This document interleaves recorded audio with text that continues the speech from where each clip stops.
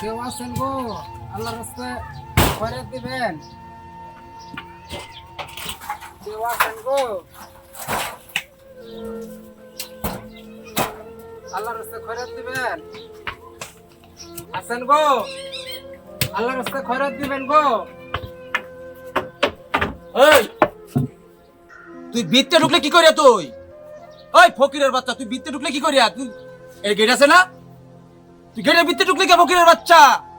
বাবা আমি ভিতরে ঢুকছি কি হইছে? পানির তলে মাছ ধরা রাইতেও যে কথা, দিনের বেলা একই কথা। আমি অন্ধ মানুষ, বাড়ির ভিতরে ঢুকছি কি হইছে? ভিতরে যখন ঢুকছস তো ওই যে আমার ঘরের টাকা আছে 10,000, তুই কর, তোর টাকাটা লয়ে যা তুই। এটা কি কোন বাবা?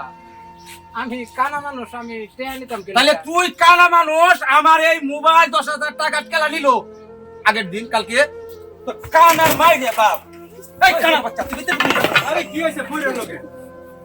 আরে তুই জানোস এ কি করছে?